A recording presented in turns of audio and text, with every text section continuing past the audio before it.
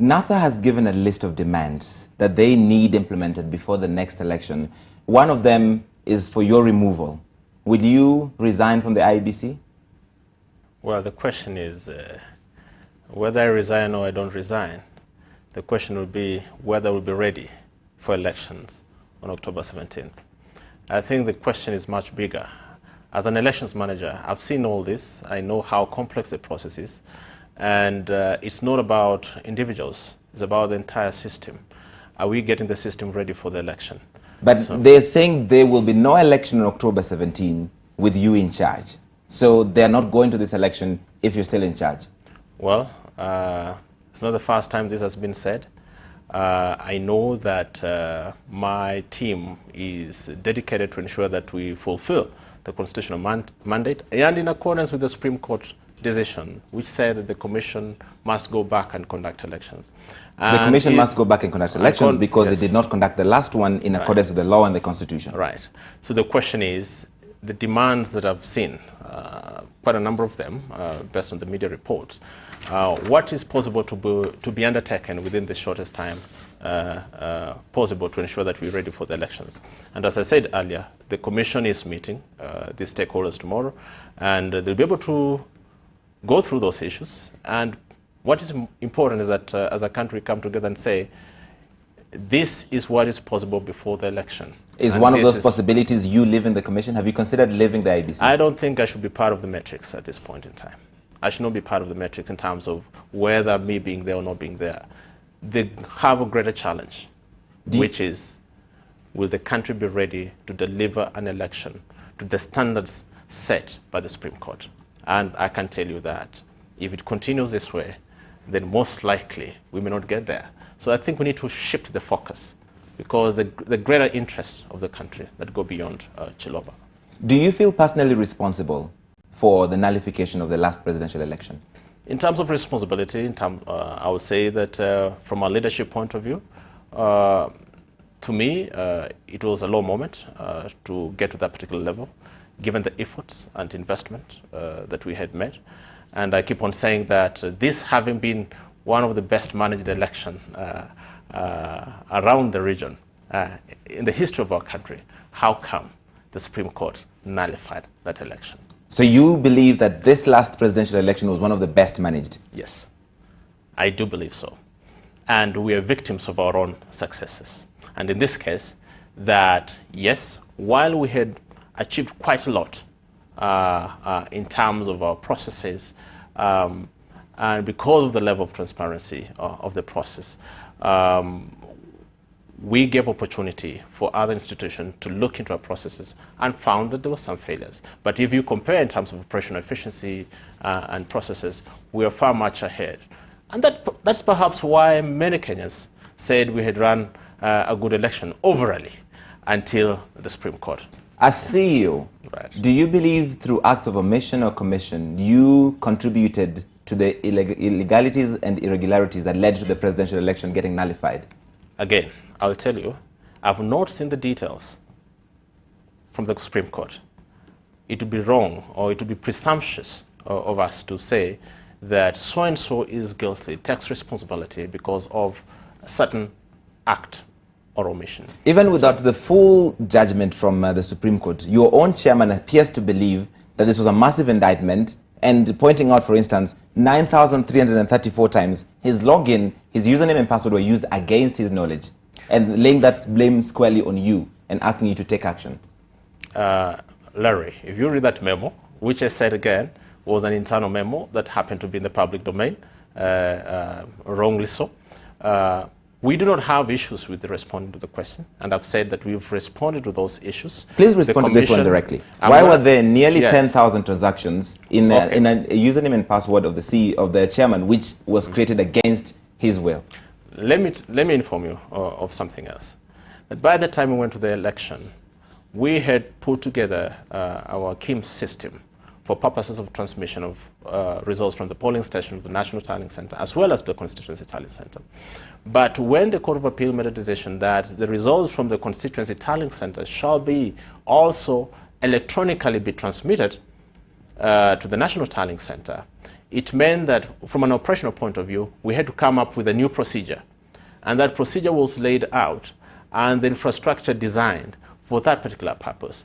And we were going to have 290 constituencies electronically transmitting 290 Form 34Bs.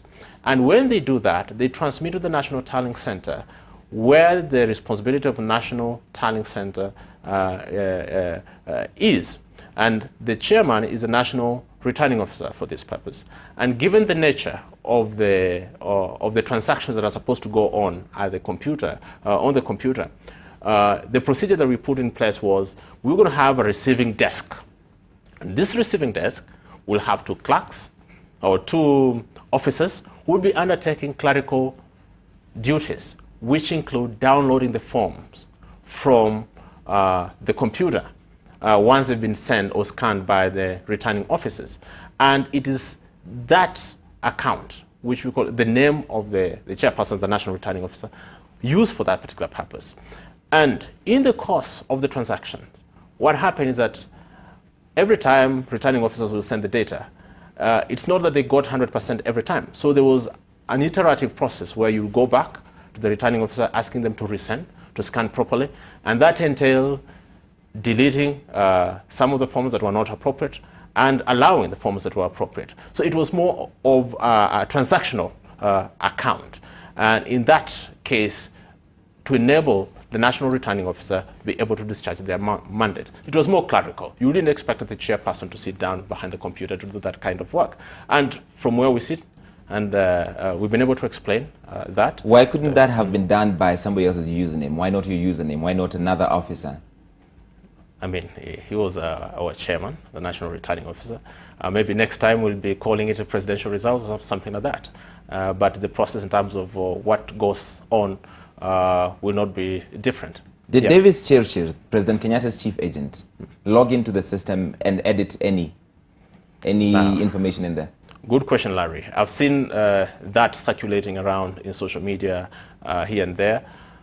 I'll tell you this, that in as far as the transmission of results from the Constituency Tallying Center to the National Tallying Center, Davis Chirchir was not part of the 291 accounts that were opened for that particular purpose.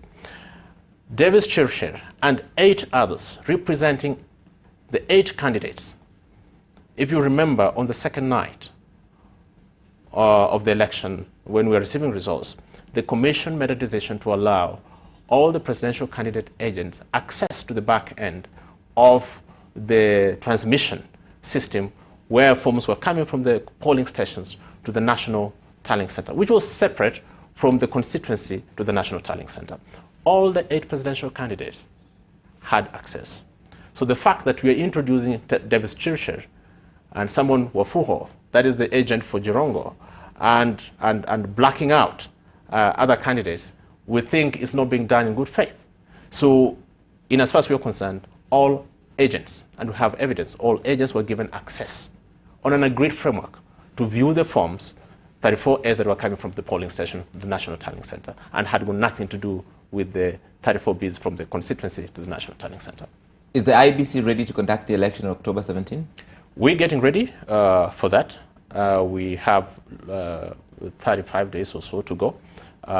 Is a tough job now as we speak, because we've got to ensure that everything is in place. But most importantly, to pick on some of the lessons learned in the last election and see how we improve on our processes so that we are not challenged again at the Supreme Court.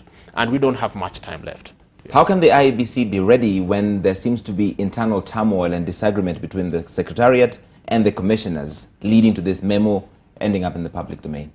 Well, Larry, you know, for the last 2 years, we'll say 2.5 years, we've been preparing for this election. What we wanted was a successful election. The commissioners came on board in January, 6 months to the election, and they came on board promising Kenyans they're going to deliver a good election. So, and when we went to the Supreme Court, all of us were confident that everything's going to be fine. Then, of course, the bombshell came. So all of us, I think, went in that state of, I wouldn't say denial, but, some emotional state that took us away. But we have resolved that matter. We've been able to meet. We've explored some of the causes of some of this tension, and that is now water under the bridge. How would you characterize the relationship between the commissioners and your secretariat? Okay. The best way to put it is that we are an institution. The commission has got its role, the secretariat has got its role. And every other time, the commission checks on what the secretariat does. And as we support them to be able to ensure that they're achieving their mandate. So I would say it's a cordial relationship, and save for the usual occurrences of normal organizational issues. How would you characterize the relationship between you and Chairman Wafula Chebukati? Very cordial. Why should Kenya? Very cordial, honest, direct with each other. And that's how we deal with our business. Are there still some tensions? Well, after Naivasha, I think we do far much better. Why should Kenyans trust you to be in charge of the new election? As an institution? As Ezra Chiloba? As Ezra Chiloba? Look, if you look at where we've come from and where we are, history is going to be judged in terms of how far we have come in election management. And when that history is written, the efforts of my team and myself in the last few years will not be taken for granted. So there are a lot of lessons that we've learned at the moment that we want to carry forward to make sure that the system is improved on, and to ensure that Kenyans get that which is right for them. Do you think you still have public confidence to run the election? Well, you do not work following whether the public is praising you or not, because this is not a show. It's a personal sacrifice that you make. And when you're outside the commission, you have a lot of imaginations, or you create a reality out there about the commission. Until you get inside, then you find that there's a new reality. If you come to the commission, you will find how hard our staff work, how committed they work. And what we call upon Kenyans to do is to look at the commission as an institution that is always trying to improve. And that is how we perfect our institutions going forward. Do you think the election you ran, would your colleague Chris Msando, who was tortured and killed just days to the election, would he be proud of the work you did? Okay. It's unfortunate you raise that matter. Up to now, we haven't overcome the emotions over the death of Chris Msando. We still miss him. We know the role that he played. And looking back, I don't think there'll be much difference, because as a team member of the ICT team, we more or less will have been in the same place, because we knew what he was capable of. And I don't think there'll be anything different from this.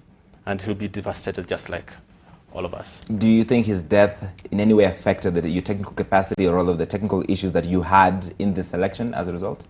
I will say that Chris played a critical role in certain areas of ICT. And the most important of all, which we keep on saying, and there's no deny about that, is explaining in simple terms how the technology worked.